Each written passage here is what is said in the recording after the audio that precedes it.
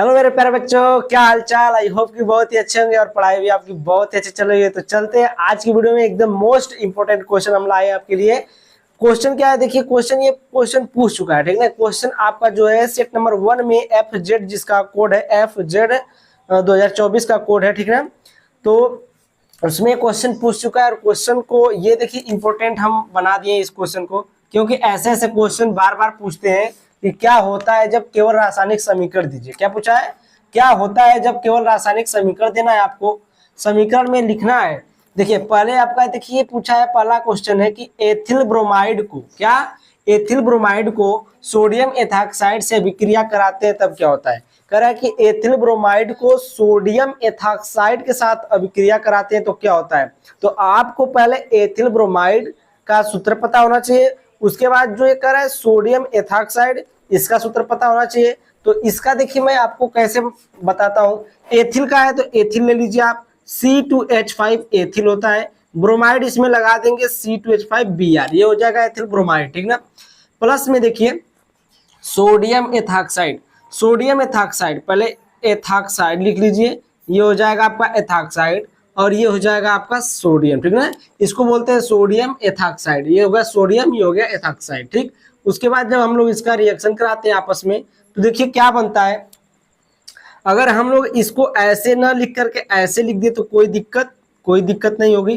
देखिए यहाँ पर Na लिख दे रहे हैं, यहाँ पर O और यहाँ पर आपका C2H5, ठीक ना, सोडियम एथॉक्साइड, फार्मूला वही है, ठीक। अब देखिए यहाँ पर जो ये वाला होगा, ये वाला पार्ट आपस में रिएक्ट हो जाएगा और ये आपस में रिएक्ट होकर क्या बनेगा, ये आपस में रिएक्ट होकर क्या बनेगा। पहले पहले हम लोग इसको इधर बना लेते हैं, NaBr बनेगा। क्या बनेगा, NaBr बनेगा, सोडियम ब्रोमाइड। और बचा क्या आपका, ये बचा और ये बचा है। तो ये आपका O ये C2H5 के साथ आकर के जुड़ जाएगा, C2H5, ठीक है। इसका नाम क्या होता है आपका, एथिल ब्रोमाइड होता है। क्या होता है, डाई एथिल ईथर, क्या होता है इसका नाम, डाई एथिल ईथर होता है इसका नाम, ठीक है। ये आपका डाई एथिल ईथर बन गया, यही आपका मेन प्रोडक्ट है, ये आपका साइड प्रोडक्ट है, ठीक है। तो ये वाला पहला वाला आपका कंप्लीट हुआ। दूसरा वाला देखिए, दूसरा वाला क्या है। दूसरा वाला इसमें है, कह रहा है कि क्लोरोबेंजीन नाइट्रिक अम्ल से अभिक्रिया करता है। क्लोरोबेंजीन कौन, क्लोरोबेंजीन। क्लोरोबेंजीन का फार्मूला आपको पता होना चाहिए। क्लोरोबेंजीन, बेंजीन के ऊपर क्लोरीन लगा देंगे, क्लोरोबेंजीन हो जाएगा। अब किसके साथ अभिक्रिया करेगा, देखिए ये आपका क्लोरोबेंजीन हो गया, बेंजीन ही हो गया, और बेंजीन के ऊपर एक क्लोरीन लगाएंगे तो ये क्या हो जाएगा आपका, क्लोरोबेंजीन नाइट्रिक अम्ल के साथ। नाइट्रिक अम्ल का फार्मूला क्या होता है, HNO3, क्या होता है, HNO3। अब ये रिएक्ट करेगा, मार्कर मेरा हल्का चल रहा है, ये वाला देखिए रेड वाले मार्कर से लिखेंगे, ठीक है। तो HNO3 होता है नाइट्रिक अम्ल, किसकी उपस्थिति में, H2SO4 की उपस्थिति में क्रिया होती है इसकी, ठीक है। जब भी क्लोरोबेंजीन HNO3 से क्रिया करेगा तो किसकी उपस्थिति में करेगा, सल्फ्यूरिक अम्ल की उपस्थिति में। तो यहाँ पर देखिए सल्फ्यूरिक अम्ल हो गया, ये नाइट्रिक अम्ल हो गया। अब देखिए ये जो होता है नाइट्रिक अम्ल किसमें टूटता है मेरे प्यारे बच्चों, ये देखिए टूटता है OH माइनस में और NO2 प्लस में, ठीक ना। ये OH यहाँ से H, यहाँ से एक O, यहाँ पर OH हो गया, OH माइनस में टूटता है और NO2 प्लस में टूटता है, ठीक है। तो यहाँ पर जो हाइड्रोजन है, ये हाइड्रोजन यहाँ से निकलेगा प्लस के रूप में। अब ये प्लस के रूप में निकलेगा तो यहाँ पर प्लस वाला ही जुड़ेगा, ठीक है। तो यहाँ पर से हाइड्रोजन निकल रहा है, हाइड्रोजन निकल के इसके साथ आएगा, ठीक है, इसके साथ। तो ये देखिए पहले ये जुड़ जाएगा यहाँ पर, ये यहाँ पर जुड़ जाएगा क्लोरोबेंजीन पर, आपका नाइट्रो जुड़ जाएगा तो NO2 जुड़ गया, प्लस में आपका ये H2O निकल जाएगा, माइनस में H2O ऐसे लिख सकते हैं, ठीक ना, H2O माइनस में, क्योंकि ये निकल रहा है, बाहर हो रहा है। यहाँ पर आपका जुड़ेगा, या फिर आपका ये पैरा पोजीशन पर जुड़ जाएगा, क्या, पैरा पोजीशन पर, ठीक है। देखिए मैं यहाँ पर सही से बना दे रहा हूँ इसको। पैरा पोजीशन आपका ये पैर में होता है, नीचे वाला जो होता है पैरा पोजीशन होता है। अब ये कहेंगे कि ये सिर्फ आर्थो पोजीशन पर या पैरा पोजीशन पर ही क्यों जुड़ता है। अब देखिए ये आर्थो पर जुड़ा, ये पैरा पर जुड़ा, ये इस पर क्यों नहीं जुड़ा, इस पर मेटा वाले पर। तो मेटा पर इसलिए नहीं जुड़ेगा कि जब हम लोग अनुनादी संरचना इसकी निकालते हैं ना, जब हम लोग अनुनादी संरचना निकालेंगे क्लोरोबेंजीन का, यहाँ पर 3 लोन पेयर रहेगा और ये लोन पेयर जब बांड बनाता है तो यहाँ का बांड यहाँ डबल बांड हो जाएगा, और जो निगेटिव चार्ज आता है ना वो सिर्फ आपका एक आर्थो पर आता है, पैरा पर आता है, फिर एक आर्थो पर आता है। ठीक है, इसलिए ये जो अभिक्रिया होती है, रिएक्शन होता है, जो भी जुड़ता है वो पैरा पर जुड़ेगा या तो आर्थो पर जुड़ेगा। ठीक है, या फिर अगर ये देखिए ये नहीं कहा है क्वेश्चन में, ये नहीं कहा है कि नाइट्रिक अम्ल से अभिक्रिया, कौन सा नाइट्रिक अम्ल, सांद्र नाइट्रिक अम्ल या फिर तनु नाइट्रिक अम्ल। तो तनु अगर कह देगा तो ये बनेगा, तनु के साथ ये बनेगा। अगर कह देगा ये सांद्र चाहिए, ये सांद्र के साथ अगर चाहिए तो आपका ये बनेगा, इस तरीके से बनेगा NO2, यहाँ पर NO2। ठीक है, तब ये बनेगा, इसको बोलते हैं पिक्रिक अम्ल। ठीक ना, इसको बोलते हैं पिक्रिक अम्ल। इसमें कुछ नहीं कहा है तो आप लोग यही बनाकर छोड़ देंगे तब भी सही है, या वो पिक्रिक अम्ल बना देंगे तब भी सही है। ठीक है, उसके बाद हम लोग आगे चलते हैं।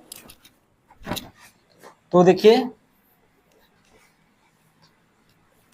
तीसरा वाला इसमें कह रहा है क्लोरोबेंजीन, क्लोरोबेंजीन सल्फ्यूरिक अम्ल से अभिक्रिया करता है तब क्या होता है। तो क्लोरोबेंजीन फिर बना लीजिए वही वाला क्लोरोबेंजीन, ये हो जाएगा आपका क्लोरोबेंजीन सल्फ्यूरिक अम्ल के साथ H2SO4 इसका फार्मूला होता है।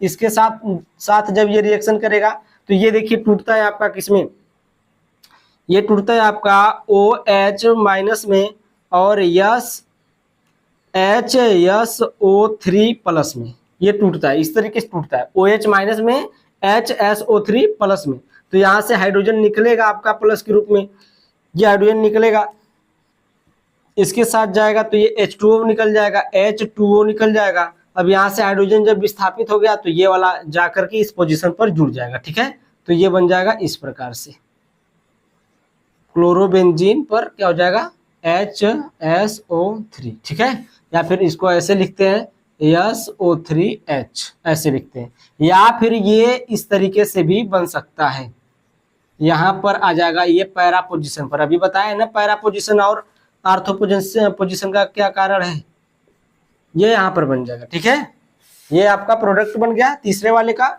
अब इसको जल्दी से नोट कर सकते हैं आप लोग, जल्दी जल्दी उतार लीजिए इसको।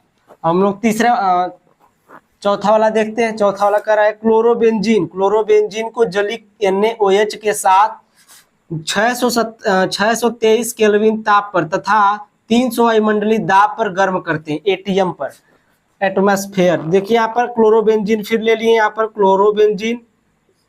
क्लोरोबेंजीन प्लस में किसके साथ जलीय NaOH। तो यहाँ पर NaOH ये कैसा है, एक्वस है, कैसा है एक्वस से जलीय है, और ये किसकी उपस्थिति में 623